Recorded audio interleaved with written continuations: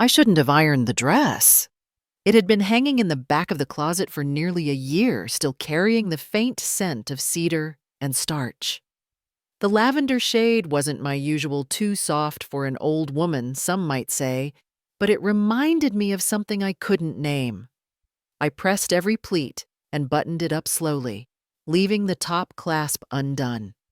The gold-plated clasp had dulled long ago. The tag inside still had a faded price sticker from Carson's marked down twice. I'd saved it for something nice. I thought a baptism counted. In the dressing room behind the sanctuary, I adjusted the sleeves for the third time. The mirror in the corner had a crack across the top, and my reflection split slightly at the eyes. I touched the neckline, straightened my brooch, and waited. Someone from choir tapped gently on the frame. "They're gathering outside for photos," she whispered, the way women do when they've learned to speak around tension. "Thought you'd want to know." I smiled with the corners of my mouth, not the eyes. The skin under my collar itched suddenly. Outside, the sun was too bright for April. I stood just inside the shade of the portico, near the ficus someone had forgotten to water.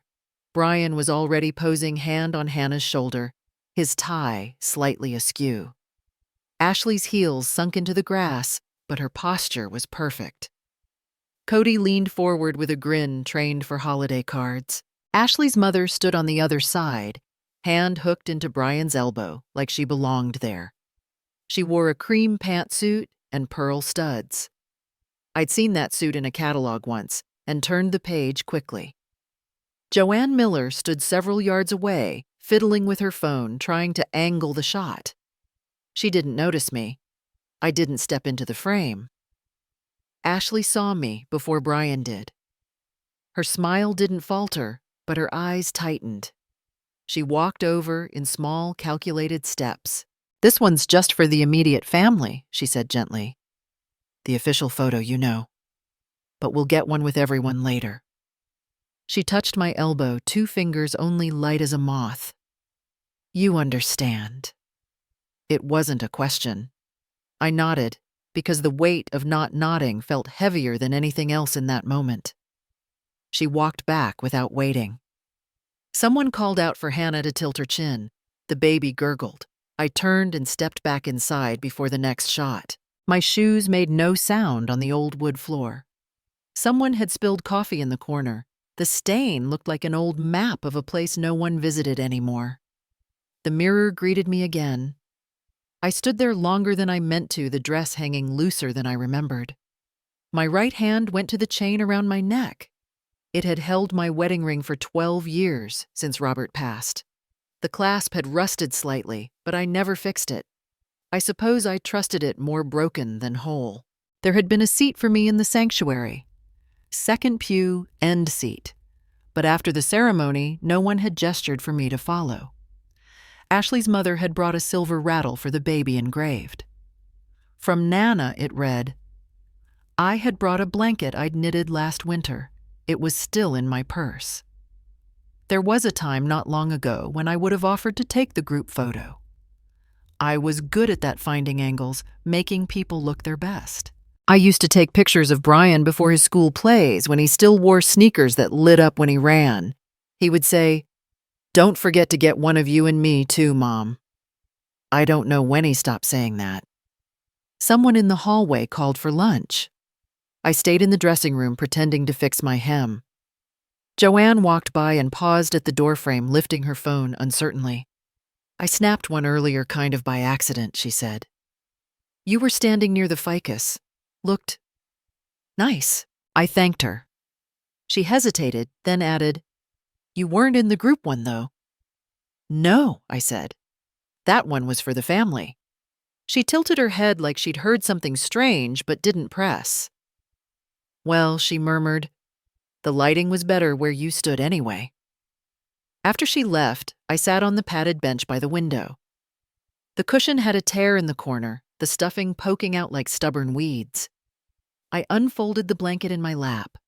The stitches were tight, almost too perfect. I'd chosen a soft dove gray because Ashley liked neutral tones. No pastels, she had said they were too grandmotherly. The tag I had sewn into one corner read "Handmade with love."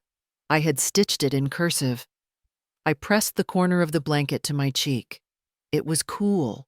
No one had asked if I wanted to hold Hannah that morning. Not once. The door creaked open and closed again without a knock. I didn't look up. Someone walked past humming out of tune. The lavender dress still held its shape when I stood. I returned it to its hanger in the coat closet and put my cardigan back on, the one with the missing button. I didn't sign the guest book. Later, when Emily sent me a message asking why I'd left early, I stared at the screen for a long time before replying. "It was a beautiful ceremony," I wrote. "You looked lovely." I didn't mention the dress, or the bench, or the blanket still folded in my purse, and I didn't press send.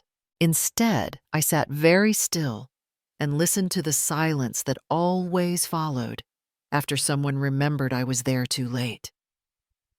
That silence used to ask if I was okay. Now it just asked if I'd left. I used to believe that folded sweaters could mean something. Every year before the cold came in fully, I'd go through the cedar chest and lay out the winter things, one pile for me, one for them. I always kept the tags from the previous year tucked inside each sleeve, a habit I picked up from my mother. Tags were reminders that something was once new, even if no one remembered. I was folding a navy pullover, the one I bought for Cody, 2 winters ago, when I noticed the cuff still had the crease from the store.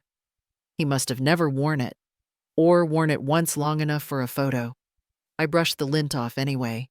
The zip-up for Emily still had the ribbon I'd tied around it. Pale green, the shade she liked when she was little, before her mother decided she looked better in black and beige. I laid it across the back of the chair and sat down. I remembered the day I found her sketching on the patio. She was about 15 then. I asked if she wanted help blending the sky into the lake. "You used to love mixing tones with me," I said, watching the charcoal smear across her palm. She didn't look up. "Mom says it's better if I get instruction from someone trained." She kept drawing. I didn't offer again. Brian once asked me to watch Cody's soccer practices when their schedule got tight. I didn't mind. I liked sitting in the metal bleachers holding a thermos with both hands. I brought sliced oranges the way I used to when Brian played baseball in 6th grade. On the day of the championship ceremony, I waited near the mailbox until the sun went down. Later, I saw a picture of the team online. Ashley had posted it with a caption, "Proud of our boy." The backdrop was full of streamers. I hadn't known there would be streamers. I remember replying to the post with a heart emoji. Ashley liked it, then sent a private message. "Wish we'd had room, but it was mostly for coaches and parents. Hope you understand." I didn't reply. I just deleted the draft where I'd written, "You are a parent because someone once parented you." Another winter, during a dinner at their house, I noticed Cody's throat getting blotchy. The pasta had chopped walnuts. I'd read the label while helping unload groceries. I leaned over to Ashley. "He's looking a little flushed." Her smile didn't quite reach her eyes. "Might be the heating." "He's fine. You don't need to monitor everything." The next morning, my phone buzzed while I was rinsing a mug. "Mom, let's trust each other to handle things in our own homes, okay? It's easier that way." The message came just after I'd taken off my wedding ring to scrub the sink. I let the ring sit in the saucer by the window for 2 days before I remembered to put it back on. Once, I bought Ashley a scarf I thought would suit her. Soft, wool, dusty rose. She opened the box slowly and ran a hand along the fabric. "It's lovely," she said, "but I already have something in this color. I'll exchange it if you kept the receipt." I had. During holidays, I used to arrive early to help. One Thanksgiving, I brought over a pie in a cracked ceramic dish that used to belong to Robert's mother. The filling bubbled over slightly, leaving a faint ring where it sat cooling in the car. Ashley met me at the door and gestured toward the kitchen. "Just leave it on the back counter. We already have 2 pecans, but I'm sure we'll get through it." She never served mine. I took the dish home with a clean aluminum foil wrap where the crust had been. I never asked why. At Christmas, I wrapped books for the children and added bookmarks I'd made myself, little stitched corners with their initials. Emily's had a stitched E in navy thread. The next time I visited, I saw her reading a paperback with a folded receipt holding her place. I thought about asking if she liked the gift. I thought about asking twice. I folded that thought into my coat pocket and left it there. I was once told that I had a talent for diffusing tension. Robert used to say I was like warm milk on a bad night. That was before the silences became routine, before I learned that diffusing tension often meant absorbing it instead. Brian never spoke sharply.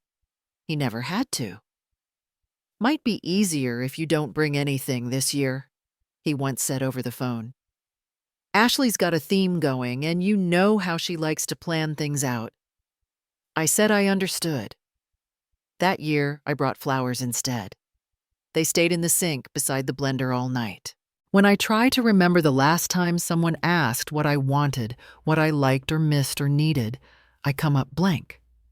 Not from forgetfulness, from repetition.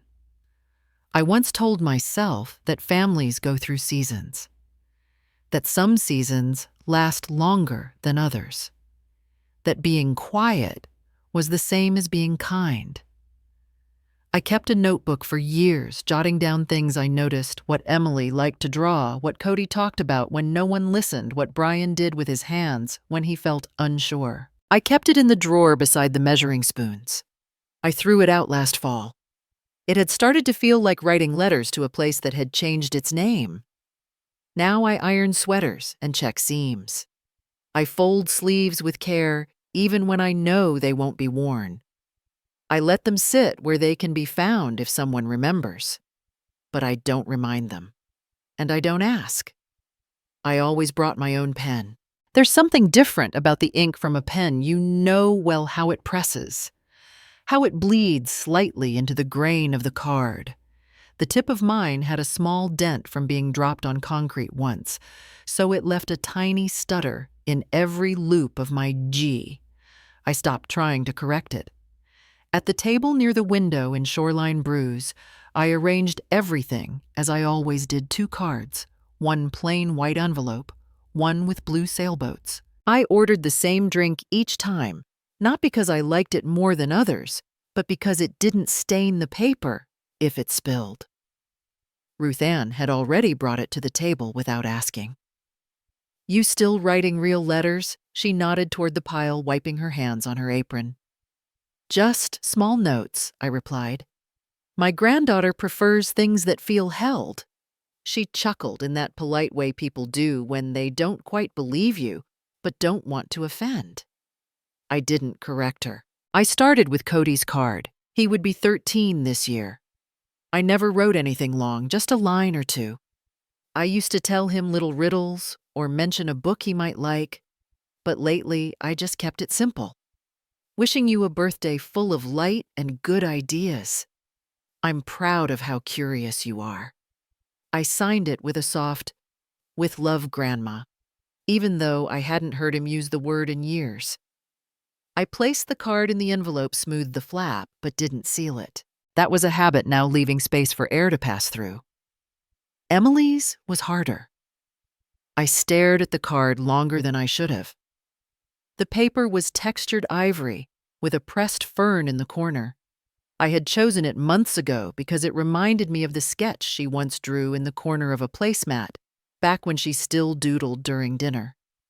I wrote, "Dear M, I saw someone painting near the bay last week, and it reminded me of you.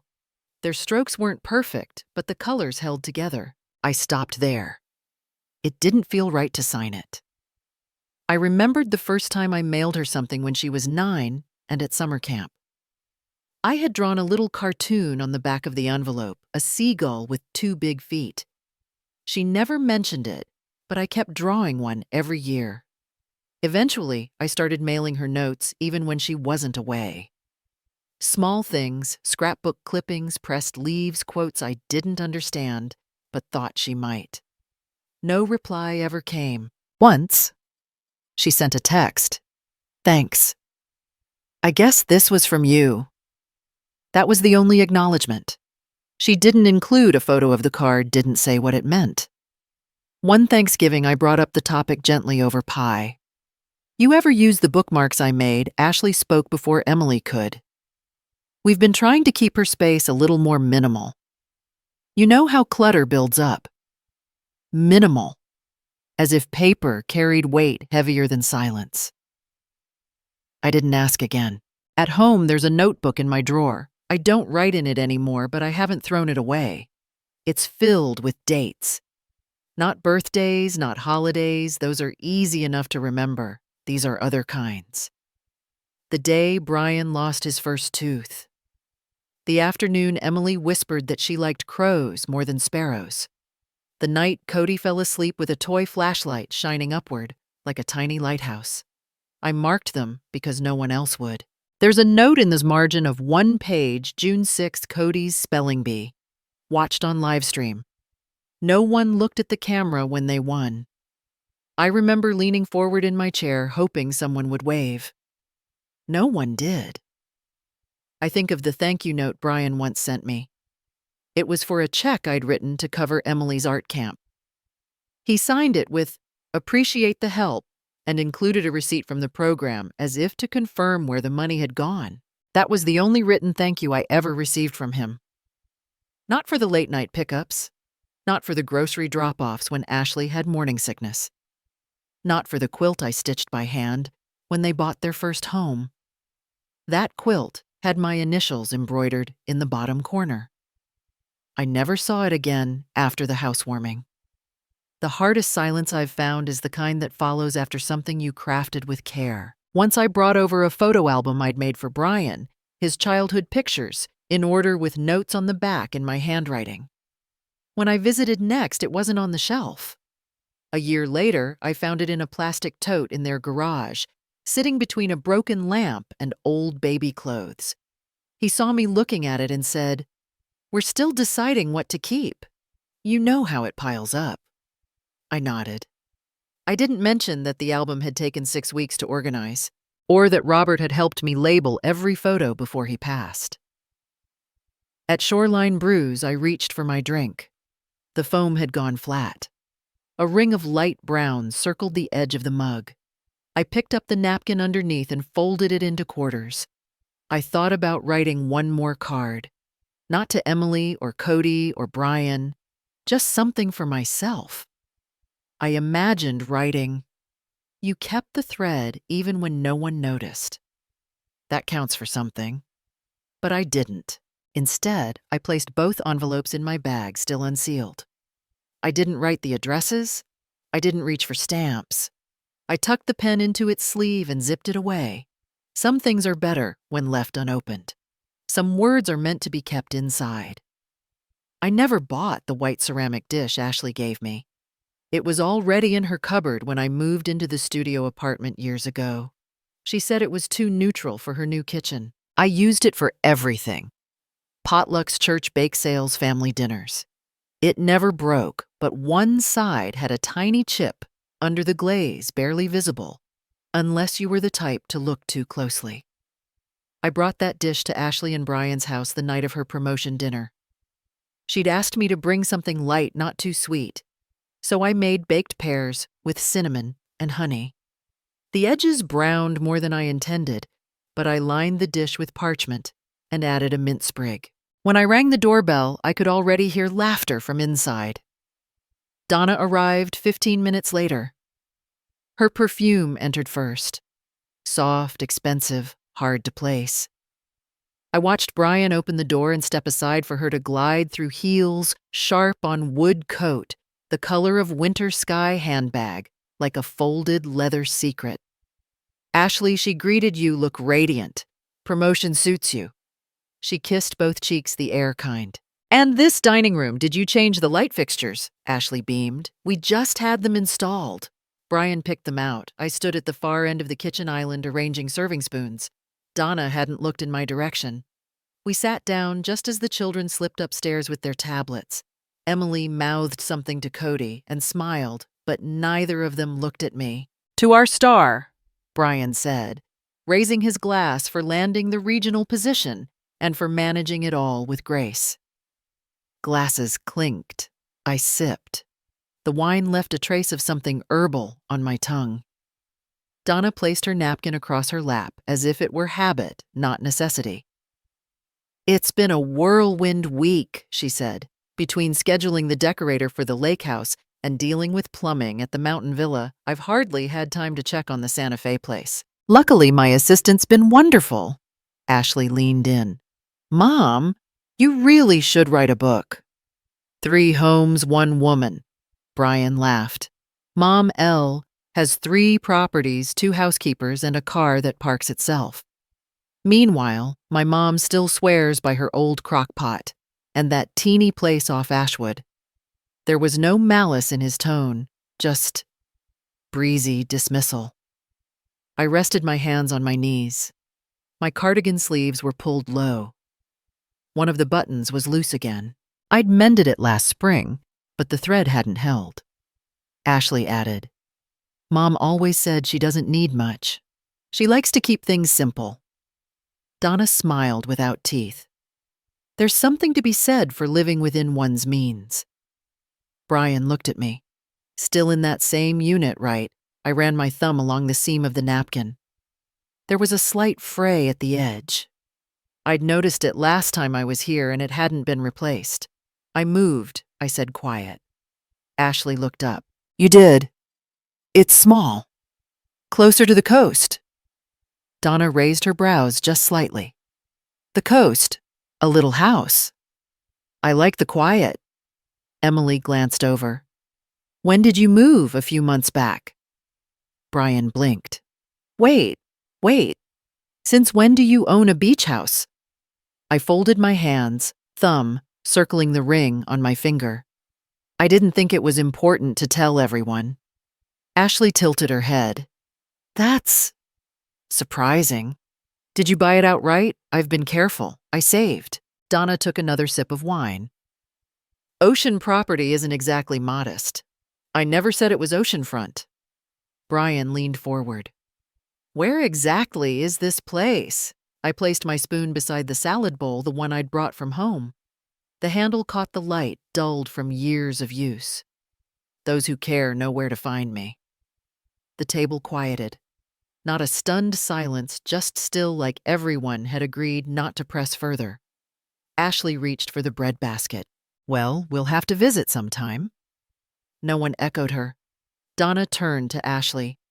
"You know, I always said property is the most solid investment. Nothing makes a person feel secure like owning where they sleep." Brian nodded but didn't look at me. "We should have helped her more. Maybe she wouldn't have waited so long." Emily set down her glass, her lips pressed thin. The conversation moved on. New work policies. Cody's soccer coach. Plans for Thanksgiving. I watched my pears go untouched. After dinner, Ashley handed me a container. "Take these. You didn't eat much." I took it with both hands. The lid didn't click shut. I held it steady the whole drive home. At a red light, I checked my rearview mirror. My hair had flattened slightly on one side. I reached up gently, tucked a strand behind my ear, then let my hand fall back to my lap. I thought about the house I didn't own, the ocean I hadn't seen since Robert's funeral, the smell of salt air that existed only in a story I hadn't meant to tell. The lie wasn't planned. It had grown under my ribs like a second breath. I let it out only when the room demanded something I couldn't give. And when I finally spoke, the lie fit into the space where truth used to live, neat, clean, and just enough. I no longer knew what my own voice sounded like in that apartment. The walls had taken on the habit of listening too closely. Every sound I made seemed to echo back with question marks. Even the floor, worn soft under my footsteps, seemed to brace itself for something that never quite happened. The dish rack held 2 cups and a single plate. I hadn't used more in weeks. I poured a little water into the kettle, just enough for 1 steeping, and watched the coil beneath glow orange. The ticking was louder than usual. My phone lit up once, then again, then again. Mom, just tell us the truth. What house are you even talking about? Don't make this weird. It's not like you. That place you're in. Are you okay? Mentally, I mean. I didn't tap into any of them. The screen dimmed and disappeared. I placed the phone face down beside my tea. There had been a time when I answered messages quickly with full sentences, even emojis once. It didn't feel like that long ago, but now I only reached for the drawer beside the fridge, the one where I kept receipts, old birthday cards, and a pale green envelope with a crease down the middle. I slid it open. Inside were 2 bond certificates, one printout with a brokerage stamp, and a note in Robert's handwriting. Let it sit. Don't rush it. He had written that on a Sunday morning after church, back when Cody was still small enough to climb into my lap without asking. I unfolded the brokerage paper. The number was there, $92,413.26. Not millions, not impressive, but enough. The photo frame above the kitchen table had shifted slightly over the years, probably from door drafts. The nail behind it had loosened, or maybe I had. I lifted the frame off the wall. The glass was clean. I had wiped it the week before. Inside, Brian in a paper graduation cap, Ashley holding Emily's baby foot, me in the corner, barely visible. My face looked like a placeholder. I set the frame in the bottom drawer of my desk and closed it softly. A new text. You're not helping anyone by pretending. Stop being dramatic. Then another, seriously. Do you really believe you have a beach house? No, I didn't. Not yet. I opened the laptop. The screen took a moment to wake like me. I typed coastal cottages for rent near Oregon and let the list appear. A little house with blue shutters, one with a porch, a single photo of white curtains moving with the breeze. I clicked through slowly, not to pick one, just to remember that these places existed, that they could be real for someone. My cardigan hung off the back of the chair, the same one I wore to Brian's 3rd grade parent night. I touched the sleeve, then the loose button near the hem. Still intact, still hanging on. The silence in the apartment wasn't heavy. It was something else.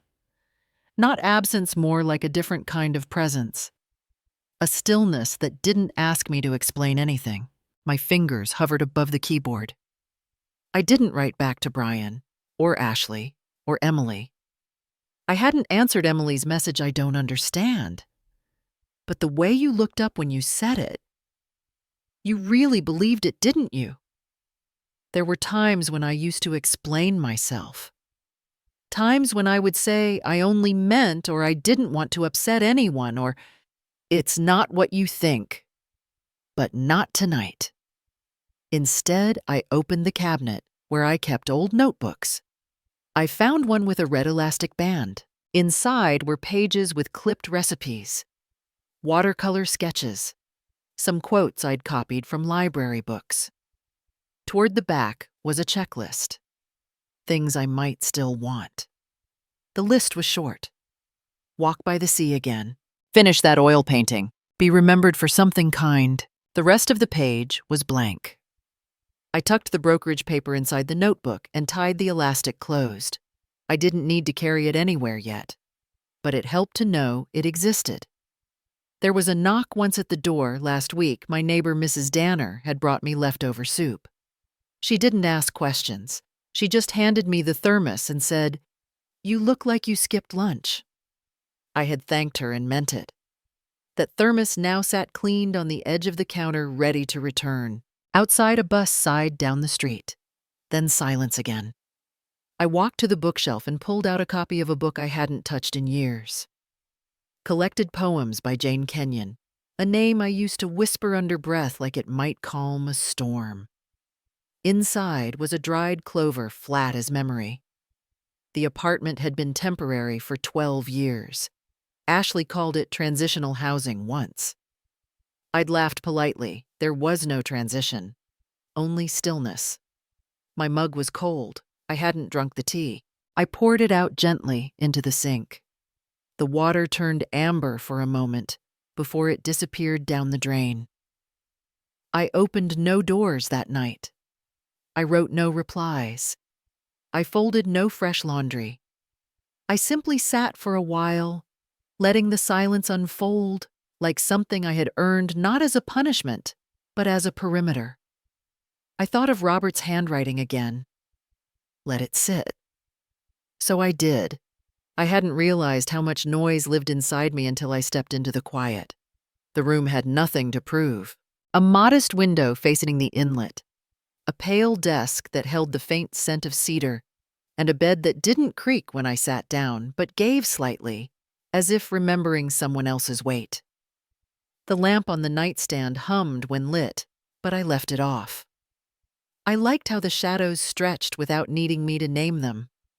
Joanne didn't ask questions. She showed me the spare room, mentioned the kettle's temperamental spout, and said she liked her mornings quiet, but didn't mind soft music at dinner. Then she gestured toward the porch. Waves instead of garbage trucks, she said, worth the trade. I only nodded. I unpacked one bag. Not everything, just the cardigan with the loose button, the green notebook with the old bond receipts, and a tin box of stationery I hadn't touched in months.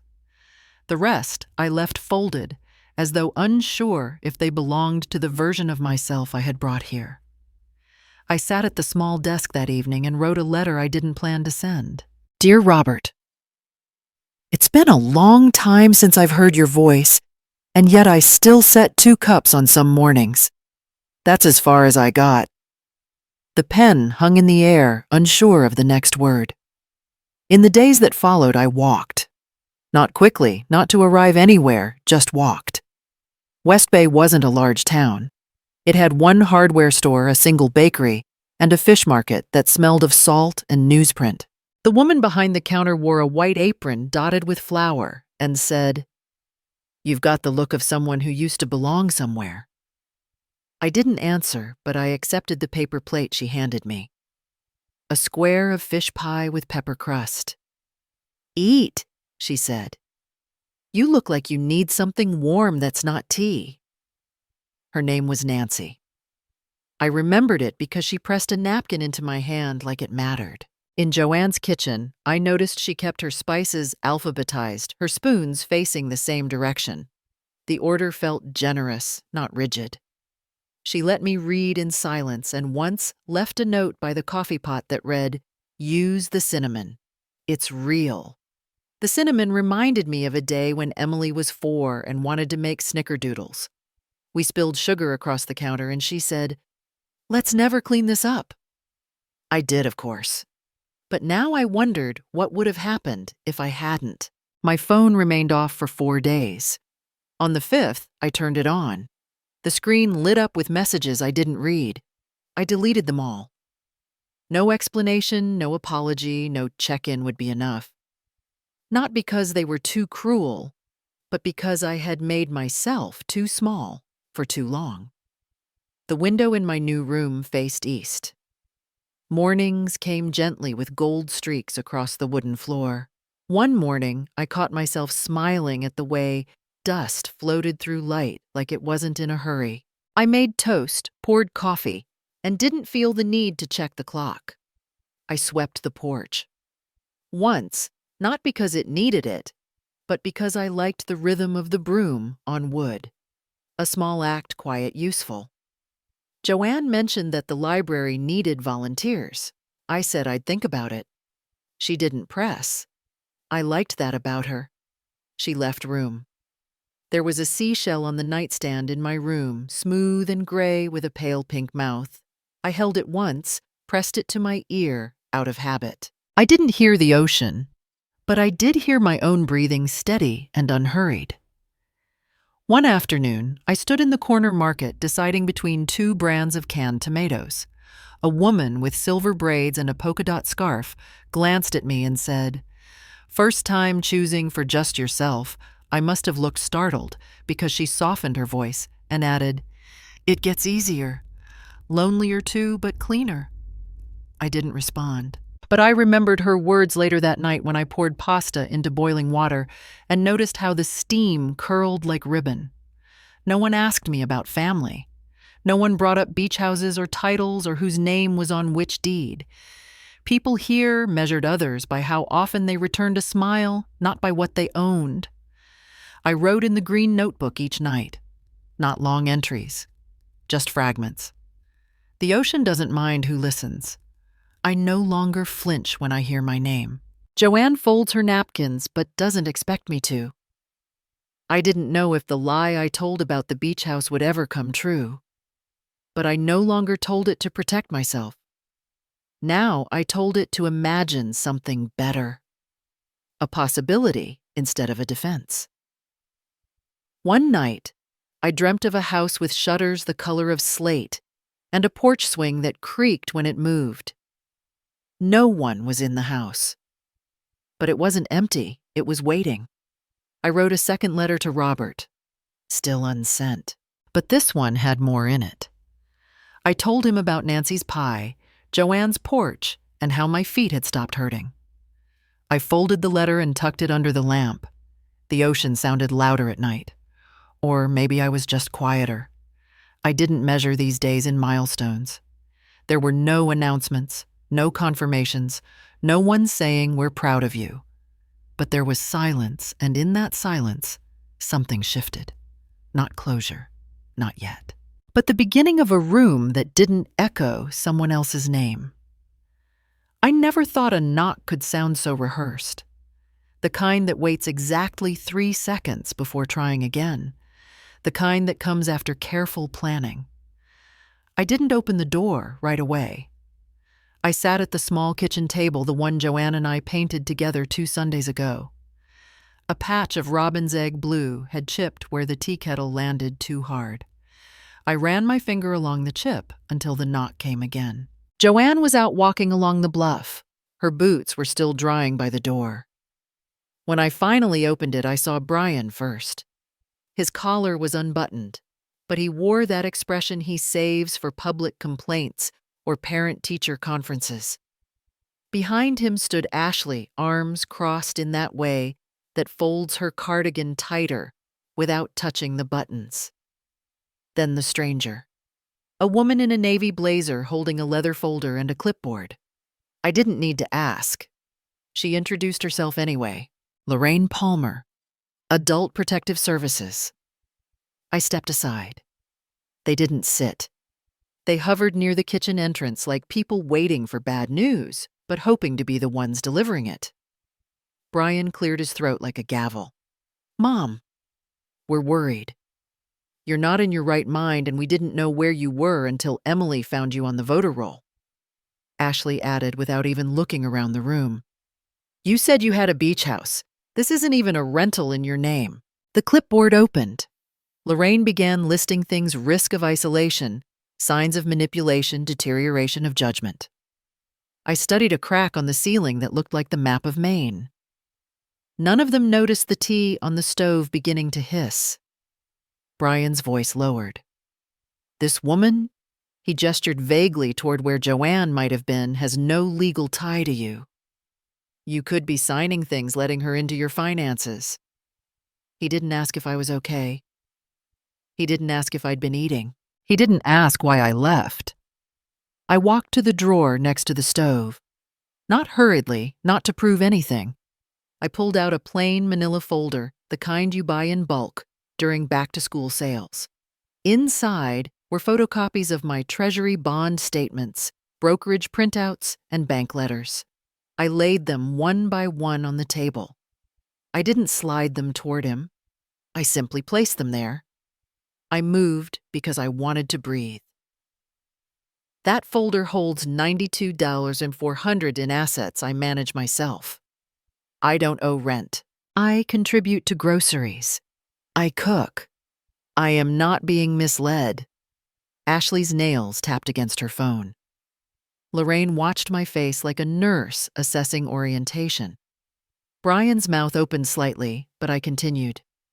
If you're worried about legalities, I've already spoken to Leonard Parks. He helped draft a cohabitation agreement for Joanne and me. I'm of sound mind. His card's in the folder. There was a pause. The quiet kind that doesn't know what to do with being wrong, Ashley muttered. You always made everything so performative. You couldn't just say you were lonely. Brian's hand tightened around the back of the chair, but didn't sit. You lied, Mom. You said you had a beach house. I do, I answered. I have this one. And it may not be on the deed, but it holds more peace than your guest room ever did. Joanne entered through the screen door with a tote bag of beets and sand on her socks. She smiled like this was any other Tuesday.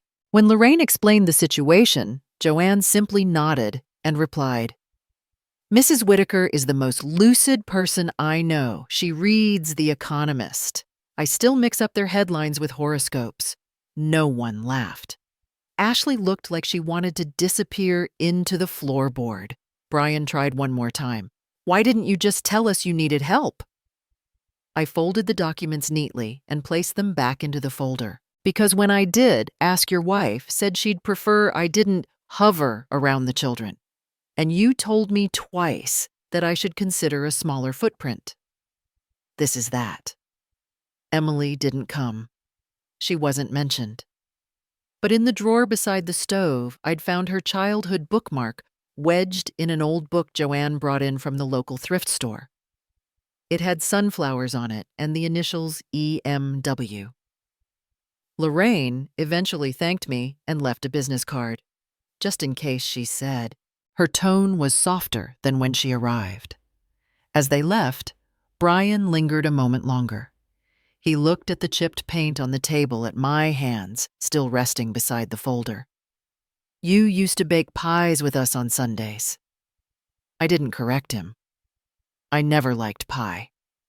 After they were gone, I poured the kettle and sat at the table with a cracked mug Joanne had given me. It read, Nobody notices the quiet ones. I traced the edge with my thumb until the water cooled. The ocean was louder than usual. Maybe the tide had come in. Maybe it was always this loud and I just hadn't noticed when I was trying so hard to be noticed. I didn't message Emily. I didn't explain myself to anyone. I folded a fresh page in my journal, drew a single square in the corner, and inside it wrote just 2 words. Still here. I didn't think about the shop as mine at first. I only painted the sign because Joanne asked, and I only helped hang it because her ladder was unsteady. The name 2 Winds came from something she said once over breakfast. You and I, different as mountain and sea, but still winds in motion. I didn't know then how true it would feel. My hands carry the smell of linseed oil and dried lilac.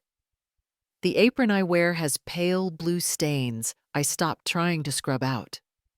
Customers often say it smells like cedar and salt in our shop, and I let them think it's some coastal candle, not the floorboards or the wood polish Joanne prefers.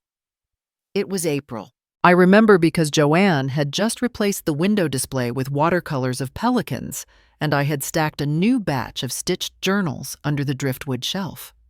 The bell above the door rang, but it wasn't the usual sound of someone looking for postcards. It was slower, hesitant. I didn't look up right away. She stood by the postcards longer than necessary, then walked toward the pottery shelf without touching a thing. Her shoulders were pulled back like she was used to being watched, but not helped. The jacket she wore, denim frayed at one wrist, reminded me of the one she left at my place years ago. I didn't speak first. I let her find the words she brought with her. I saw the name online, she said finally, not lifting her eyes. I didn't think it would really be you. I nodded toward the back. We have tea on the deck. You're welcome to sit. She followed me past the counter, past the framed sketch of a lighthouse Joanne never finished. The wood on the deck was warm where the sun had laid itself all morning. The wind off the sea brought the faint taste of tide and something almost metallic. She sat across from me, not quite settled, one hand wrapped around the chipped cup Joanne kept forgetting to replace. I should have come sooner, she said. But I kept telling myself there'd be a better time. Maybe when things calmed down. Maybe after graduation.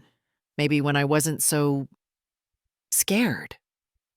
I stirred my tea even though it didn't need it. She didn't look at me when she said it. I remember the day APS came. I watched from the hallway. Mom told me to stay out of it. Dad said you were confused. And I didn't say a word. The rim of my cup had a faint crack barely visible unless held to light. I traced it with my thumb, a slow circle. I thought if I stayed silent, I wouldn't be part of it. But silence is a kind of answer, isn't it? I didn't fill the pause. Some confessions need air, not interruption. I was ashamed, she added, but not for the reasons they thought. I was ashamed because I saw your face when they spoke to you like that, and I didn't do anything. I didn't touch her hand. I didn't tell her it was all right because it hadn't been. But I also didn't want her apology to hang without a place to land. You came now, I said. Not because someone told you to, not because it's convenient. Just because. She nodded once. Yeah. From where we sat, we could see the side window of the gallery. A photo I'd taken of her at age 6, red boots mud up to her knees, hung in the corner. She followed my gaze, then stood and stepped inside without saying a word. She walked slowly, fingers brushing the frame, as if it were fragile. You kept this, she said when she returned. Even after everything, I folded the edge of a napkin in half, then again until it became a small triangle. I didn't keep it because of what happened. I kept it because of who you were, who you might still be. Her jaw tensed the way Brian's used to when he was trying not to cry in front of other boys. They said you made everything up, the house, the money, all of it. But when you said it that day, I saw something real in your face. I think that's why I never forgot it. I let my hand rest against the table, open, not reaching. I used to think I had to earn my way back to you, she said quietly. Like it was a door I had to knock on 3 times with the right rhythm. I almost smiled. There's no knock, just the courage to stand there. She took a breath, the kind that breaks something inside first, so something else can breathe. I'm staying in West Bay for a while, she said. There's an internship at the Marine Center. It's not much, but I wanted to be close. I thought maybe, if you ever need help at the shop. I nodded. Joanne will like the company. She stood her shadow longer now than when she arrived. Before she left, she hesitated. You're not mad at me? I looked at the tide just beginning to rise. I'm glad you came. She didn't say anything else.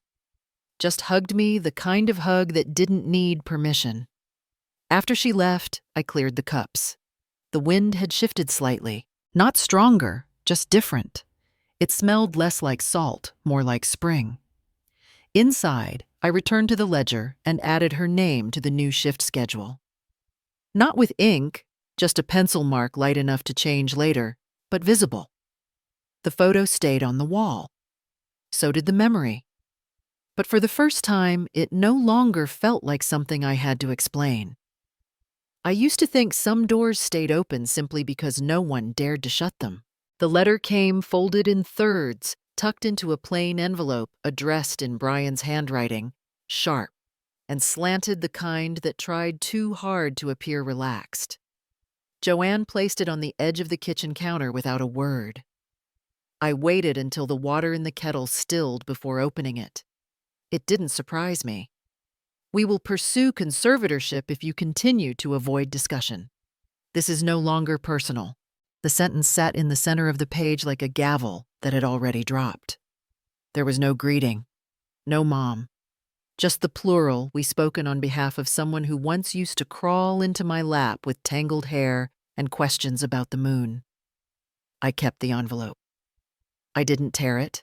I didn't tuck it away. I placed it beside the basket of lemons Joanne kept by the window as if it belonged to the ordinary. Joanne glanced over. "It's time I said." I hadn't touched the drawer beneath my desk in weeks. Dust had settled along the grooves of the handles. Inside were two documents, one with the crest of the state, the other with the gold-trimmed letterhead of Leonard Parks, my attorney. I had Leonard's number on a worn card in my wallet, not because I needed it often, but because I never wanted to need it twice. The documents were plain, no flourishes, just ink and signature. They named me as sole authority over my estate, my health, my affairs, no backups, no heirs. I included a new paragraph that morning. Clear language. A full withdrawal of any rights or assumed obligations granted to blood relatives, namely Brian Whitaker and spouse.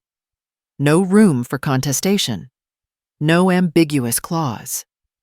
When I was done, I clipped the papers together with a gold fastener and slid them into a white folder. I addressed it to Leonard with the same block letters I used on birthday packages years ago.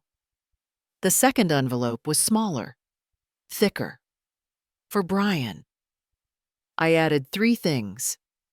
The first was a photo one taken years ago during Emily's christening. I wasn't in the center. I wasn't near the altar. I stood by the doorway in a dress I'd ironed 3 times.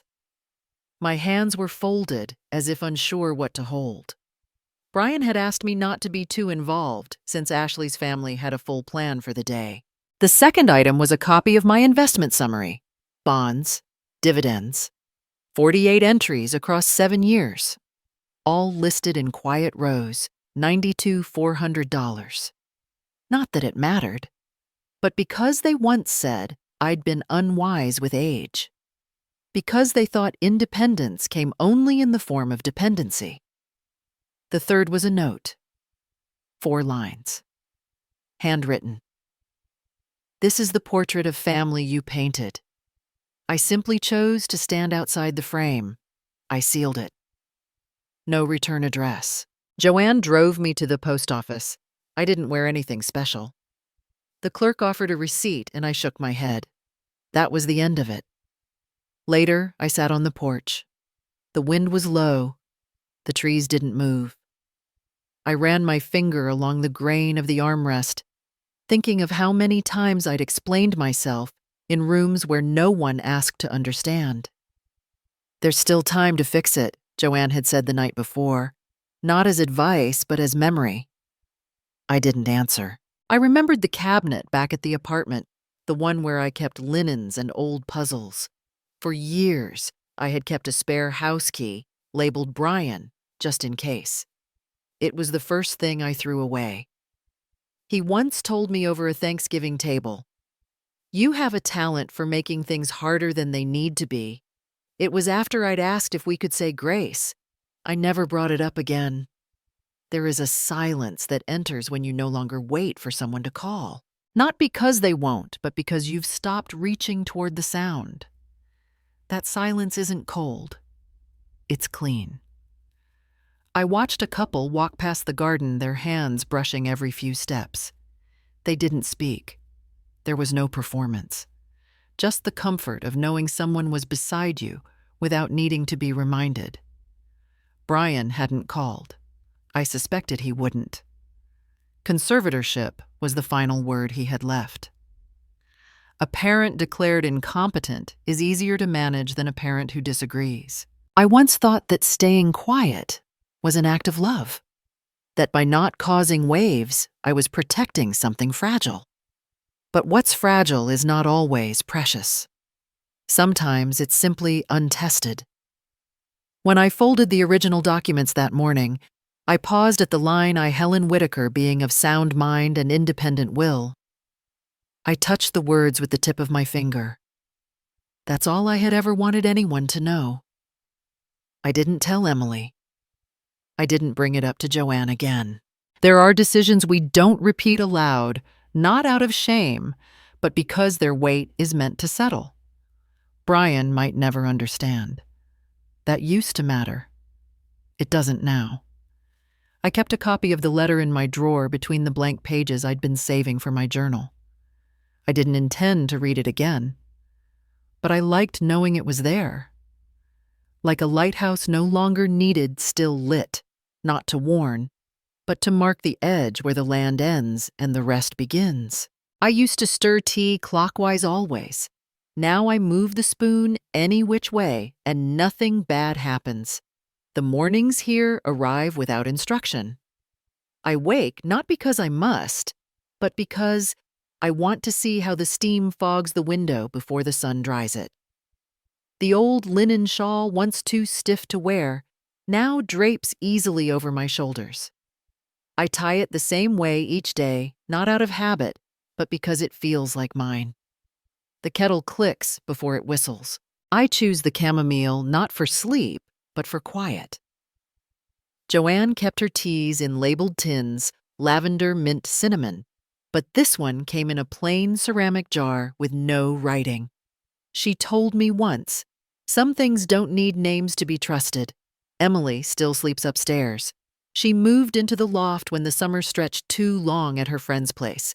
She painted her own mattress frame, wrapped fairy lights around the beams, and made it hers without asking. Sometimes she leaves brushes soaking in jam jars on the windowsill. I never touch them. They belong to someone learning to speak with color. People come to our little shop 2 winds for the seascapes. They think they're buying waves or light. But I know what they're really after, something still. I sell them pieces I painted at dusk, long lines of foam, a crooked pier, the slope of sand pressed by a forgotten towel. They don't ask who I am. Just, did you take this from a photo? I nod and say, something like that. No one mentions my last name, not even me. Letters come less often now. The holiday cards have stopped, so have the warnings. The last I heard, Brian stepped down from the bank. Family reasons. That's how someone phrased it at the market. Another woman said Ashley opened a boutique. A third mentioned she'd seen the store windows empty with a for lease sign taped crookedly. I don't check. I never knew the address. They've kept the house near the school, but someone told Joanne the lake cabin went up for sale, and the other place, the mountain one, is in limbo. I no longer try to understand the math behind it. I used to track property records, search deeds, monitor transfers. Now I drink tea slowly and let go of names that once shaped my days. Cody, who used to ask me how clouds were made, still sends me 2 texts a year, Christmas and my birthday. Always with a hi, Grandma. Hope you're doing well. No photo, no voice.